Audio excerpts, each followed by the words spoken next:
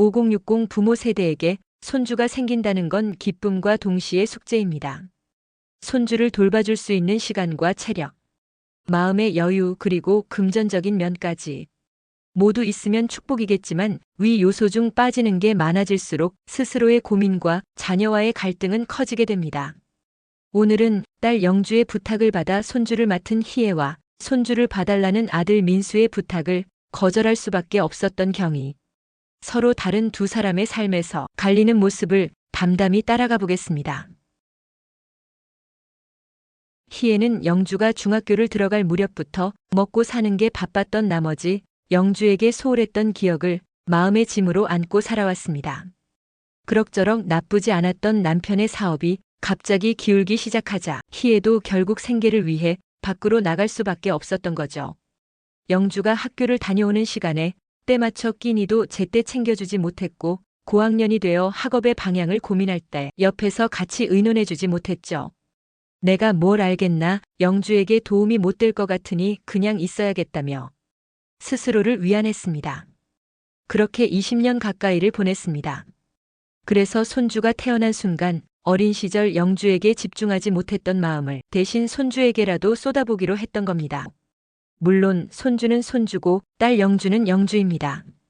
하지만 손주를 본 기쁨과 영주에게 갖고 있던 미안함이 묘한 흐름으로 연결되었다고 할까요? 희애는 마치 이것이 과거의 후회를 만회할 수 있는 하늘이 주신 두 번째이자 마지막 기회라는 생각이 들었습니다. 그래서 이번엔 최선을 다해보자 다짐했습니다. 다만 그 마음 뒤에는 기쁨과 동시에 알 수 없는 부담도 슬며시 들어왔습니다. 영주는 늘 바쁘게 하루를 사는 워킹맘입니다. 출산과 동시에 복직을 준비해야 했는데 아이를 맡길 곳은 마땅치 않았죠. 보육시설의 대기자 명단은 끝이 없었고 믿고 맡길 사람은 오직 엄마뿐이었습니다. 하지만 영주가 엄마에게 부탁을 망설일 수밖에 없었던 이유는 오직 한 가지였습니다. 엄마가 이제는 좀 쉬시기를 바라는 마음. 영주는 본인이 바쁘게 살아보니 과거 엄마에게 느꼈던 서운함을 떨칠 수 있었고 오히려 본인의 행동이 얼마나 어리숙했었는지 깨닫게 되었습니다. 영주는 어린 시절 늘 바쁘게 일하는 엄마에게 소원한 감정을 느꼈었지만 나이를 먹고 그 상황이 되어보니 엄마의 마음을 이해할 수 있었던 거죠. 반대로 엄마는 엄마대로 바쁘게 일하느라 제대로 돌봐주지 못했던 딸에게 미안했던 것이었습니다. 이번엔 경희의 삶을 들여다볼까요? 경희는 원래 활달하고 건강한 여성이었습니다. 젊은 시절 친구들과 주말마다 산을 오르며 웃고 떠들던 기억은 아직도 생생했죠. 그때 그녀는 앞으로 손주가 태어나면 번쩍번쩍 안아줄 수 있을 거란 생각이 들 만큼 체력에 자신감이 있었습니다. 그 시절 성격도 밝은 탓에 아이를 돌보는 일이 하나의 살아가는 즐거움이 될 수 있을 거란 생각에 앞으로의 인생은 활기찰 것만 같았죠.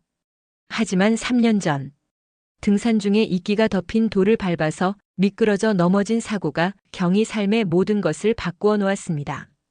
그 뒤로 걸핏하면 다리에 전기가 통하듯 지릿한 저림이 와서 병원에 자주 가게 됩니다. 병원에서 권유받은 물리치료를 받아봐도 별 효과가 없었고 재활을 한답시고 몸을 좀 움직이면 오히려 더 심해지는 것 같았습니다. 주사를 맞아도 호전되는 건 그때뿐이었죠. 오래 서 있거나 무거운 물건을 옮기려고 하면 으악 소리가 나도록 놀라는 일이 더 많이 더 자주 생기게 되었습니다. 이러다 나이를 더 먹으면 몸이 더 상하지는 않을까?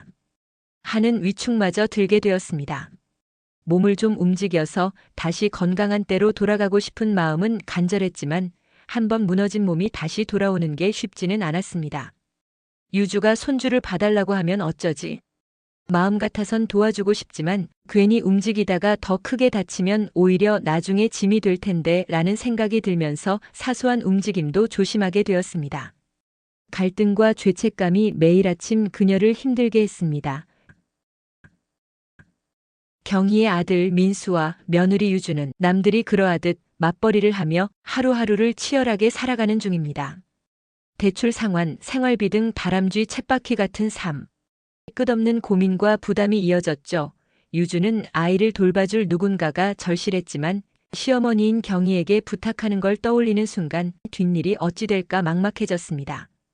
어떨 땐 옆에서 침묵하고 있는 민수에게 서운한 감정도 들었지만 현재 상황이 민수의 탓도 아니란 걸 유주도 잘 알고 있었습니다. 이 절실함과 서운함이 서로 뒤엉키며 가정 안에서 작은 갈등의 씨앗으로 번져갔습니다. 도와달라고 하고 싶지만 마음 놓고 기대할 수도 없는 현실. 그 불편한 긴장은 경희와 민수 그리고 유주 모두에게 하루하루 부담으로 쌓여만 갔습니다. 아침 햇살이 창가를 스며들며 방 안을 가득 채웠습니다. 희애는 손주를 품에 안은 채 잠시 안도의 숨을 고릅니다. 손주의 따스한 체온이 희애의 팔을 타고 전해지면서 그 온기는 곧 사랑으로 느껴졌고 손주의 모습은 딸 영주가 어렸던 시절 그 모습으로 투영되었습니다. 참새 소리와 함께 창밖으로 사람들의 출근길 분주함이 시작됩니다. 희애의 하루는 이른 새벽 아이의 울음소리와 함께 시작된 지 오래였죠.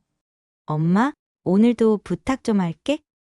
오늘 회사 일정이 빡빡해서 잠깐만 내 휴대폰 어딨지? 나 먼저 나갈게. 사랑해요. 걱정하지 마.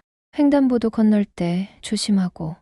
영주는 엄마의 말이 다 끝나기도 전에 서둘러 현관문을 나갔습니다. 그렇게 희애의 하루는 시작합니다. 같은 시각 경희는 집안 텅 빈 거실 한켠에 서 있습니다. 경희는 소파에 앉아 약봉지를 바라보다가 천천히 한숨을 내쉬었습니다. 어디에선가 환청처럼 들려오는 손주의 울음소리가 귓가에 아른거렸지만 아이를 직접 케어해 줄 만큼 경희 몸 상태는 좋지 않았습니다. 어머니, 오늘 몸은 좀 어떠세요? 똑같지 뭐. 그나저나 미안해서 어쩌냐. 내 몸이 예전 같지 않아서 뭘 도와줄 수가 없구나.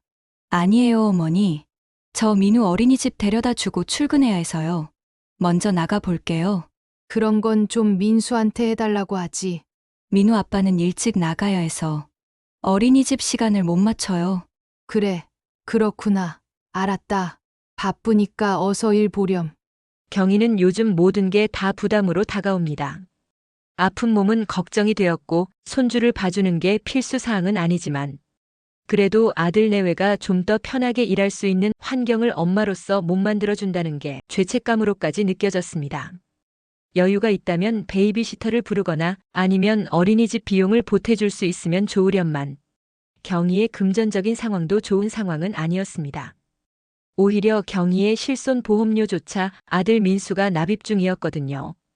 그 시각 희애는 손주를 돌보고 있었습니다. 젖병을 데우고 기저귀를 갈며 하루를 보내는 중이었죠. 점심 식사는 대충 어제 먹던 된장찌개를 데워서 간단한 밑반찬으로 먹는 둥 마는 둥 했습니다. 손주를 돌보는 탓에 밥 먹는데 오롯이 집중할 수는 없었거든요. 희애는 친구와의 약속은 거의 없었으며 낮잠 한 번 편히 잘 수 있는 상황도 아니었습니다. 할미가 도훈이 보느라고 잠을 한 번 편히 못 자요. 그치? 하며 품에 있던 손주랑 눈이 마주치면 손주가 까르르 웃었습니다. 그러면 그동안 쌓였던 모든 피로가 언제 그랬냐는 듯 사라지는 거죠. 애구구 그럼 이게 행복이지. 딴 게 행복이야? 하면서 희애도 같이 웃었습니다. 그 웃음은 그녀에게 살아있음을 확인시켜주는 인생에서 한 줄기의 빛이었습니다.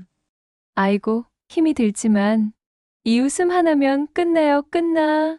같은 시각 경희는 작은 캠퍼스 앞에 앉아 있습니다. 흑연 냄새와 맨질맨질한 지우개 촉감에서 잠시 현실을 잊으려 했었죠. 경희는 학창시절 미술을 전공했습니다. 미대 졸업 후 취업을 했는데 생각보다 너무 급여가 낮아서 결국엔 미술과 관련 없는 일을 시작했고 세월이 흘러 여기까지 오게 되었습니다. 훗날 여유가 생기면 그림도 그리면서 살자 하는 마음을 갖고 있었는데 이날까지 살아보니 여유가 있는 것도 그림은 그릴 수 있지만 마음이 편한 것도 이도저도 아닌 상황이 되었습니다. 그러나 손주 생각은 늘 마음 한켠을 차지했습니다.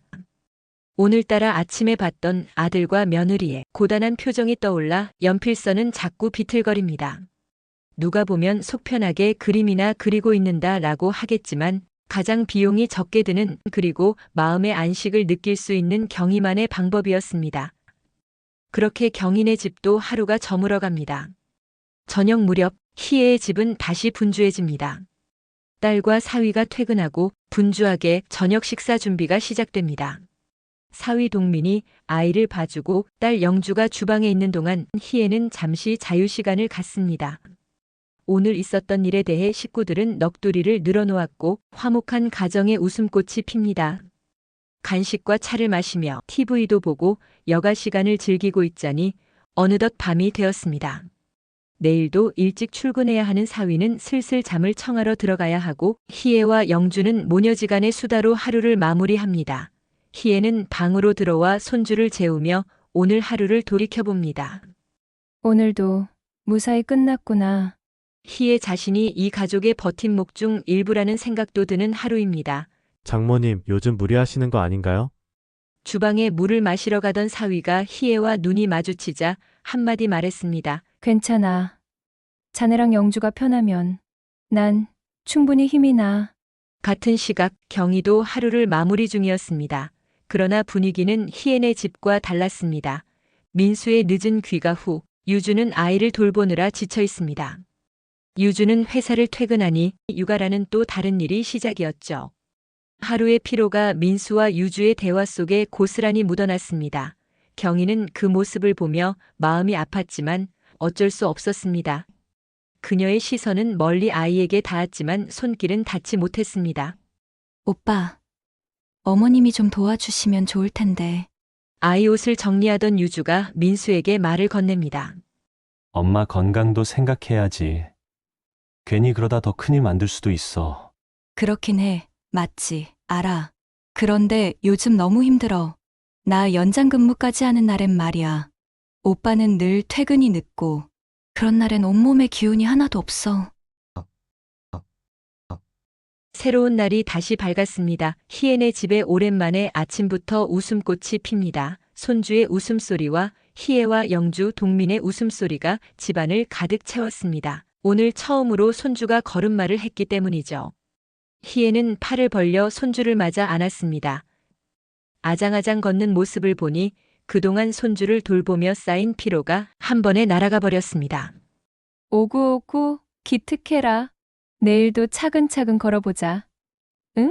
생글생글 웃고 있는 손주의 모습을 보면 희애는 책임감과 기쁨을 동시에 느끼게 됩니다. 내가 아니면 누가 이 아이를 돌봐줄까? 그 생각이 마음을 붙들며 오늘 하루를 더 애틋하게 만들었습니다. 같은 시각 경희네 집 거실은 고요하네요. 사진첩 속 민수의 어린 시절 모습이 경희의 눈에 들어옵니다. 웃으며 뛰놀던 아들, 손에 안긴 따스한 온기, 민수를 번쩍 들어올리던 경희의 힘찬 손길, 그랬던 경희가 지금은 허리 통증 때문에 손주를 맘 편히 안을 수 없습니다. 사실 경희가 처음부터 아무것도 안 했던 건 아니었습니다. 이 정도면 할 수도 있겠다는 생각에 손주를 돌보겠다고 초반에 자처했지만 느닷없이 온 허리 통증에 안고 있던 아이를 떨어뜨릴 뻔한 적이 있었죠. 그 이후로 혹시 아이가 잘못될까 두려워 손주를 맘 편히 만지지도 못하고 있습니다. 건강한 때로 돌아갈 수 있다면 아픈 내가 죄인이지. 죄인이야. 그런 생각을 하는 경희 옆에서 민수와 유주는 아침부터 분주합니다.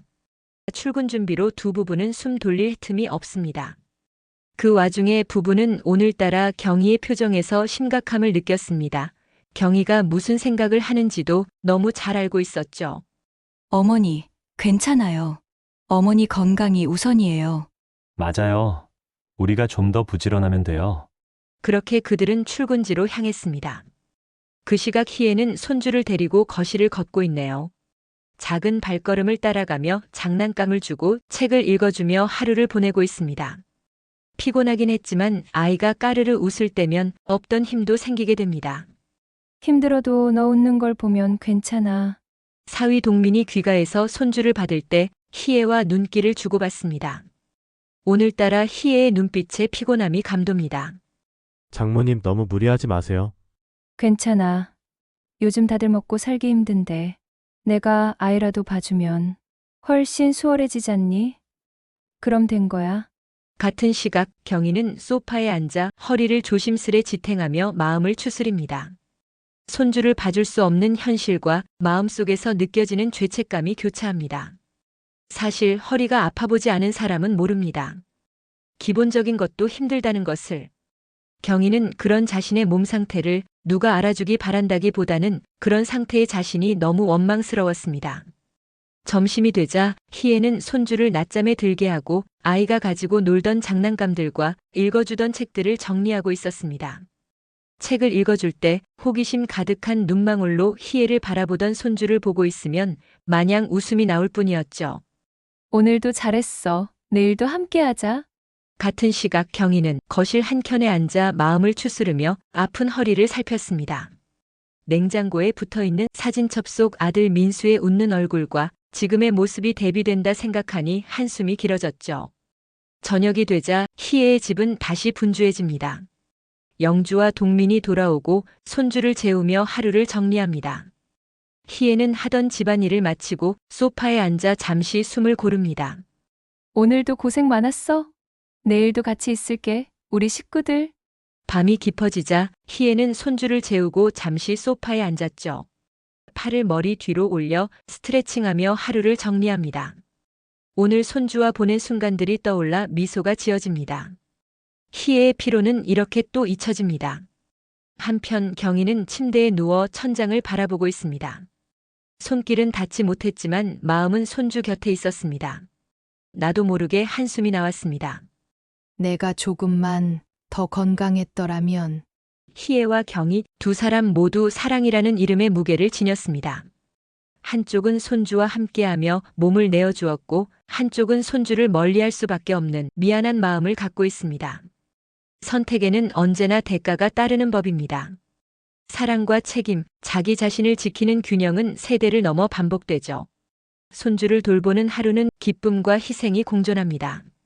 돌보지 못하는 하루는 자유와 자기 보호를 가져오지만 때로는 가족 사이의 갈등과 죄책감마저 갖게 합니다. 내일도 할미가 함께 해줄 거예요. 미안해. 하지만 어쩔 수가 없구나. 각자의 선택은 달랐지만 두 사람 모두 사랑을 품고 있었습니다. 여러분은 어떤 삶을 살고 계신가요? 희애의 삶을 살고 계신가요? 경희의 삶을 살고 계신가요? 댓글로 여러분의 경험을 공유해 보세요.